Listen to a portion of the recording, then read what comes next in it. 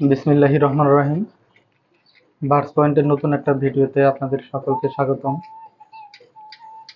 বর্তমানে ফেসবুক খুললে একটা জিনিস সব থেকে বেশি চোখে পড়ে, দুইটা পাখির পিকচার দিয়ে জিজ্ঞাসা করা হয় যে কোনটা মেল এবং কোনটা ফিমেল, এই পাখির মিউটেশন কি, ডান পাশেরটা ছেলে নাকি বাম পাশেরটা ছেলে, পাখিগুলা সুস্থ কিনা, পাখির বয়স কত।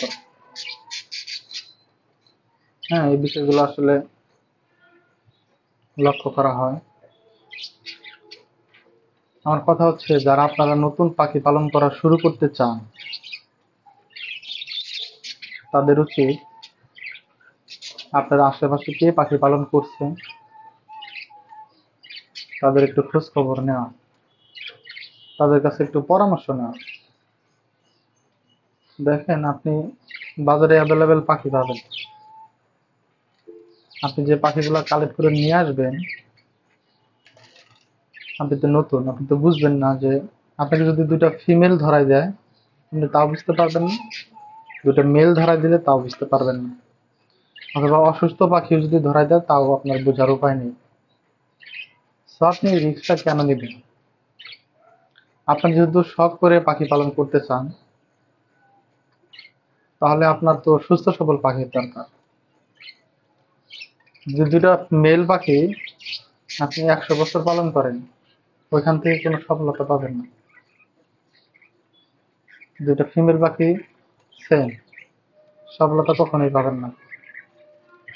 তো আপনাকে আগে এটা মাথায় রাখতে হবে যে আশেপাশের কে পাখি পালন করছেন, তাদের শরণাপন্ন হন, তাদের কাছ থেকে শোনেন কিভাবে কি করতে হবে। অনেকেই আছে যারা পাখির যে খাঁচার নাম এটাও ভালোভাবে জানে না, পাখিকে কোন খাঁচা তাদের দিতে হবে, এক খাঁচায় কয়টা পাখি পালন করতে হবে, এগুলাও জানে না।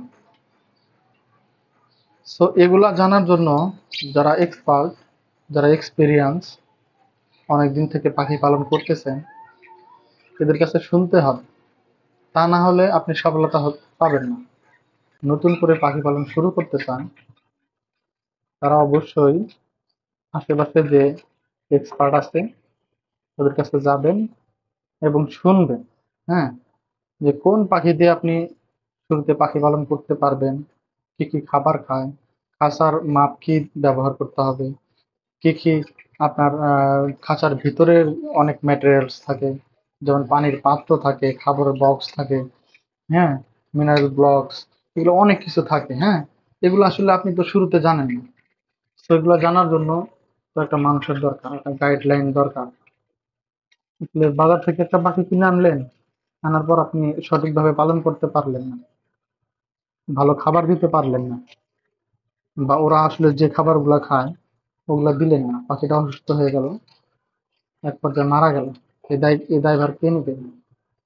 তো আপনার শখের জন্য, আপনার ইচ্ছার জন্য একটা পাখির জীবন শেষ করে দেওয়া, আসলে এটা অনেক বড় একটা অপরাধ। তো যারা পাখি পালন করতে চান তারা অবশ্যই এই বিষয়গুলো মাথায় রাখবেন।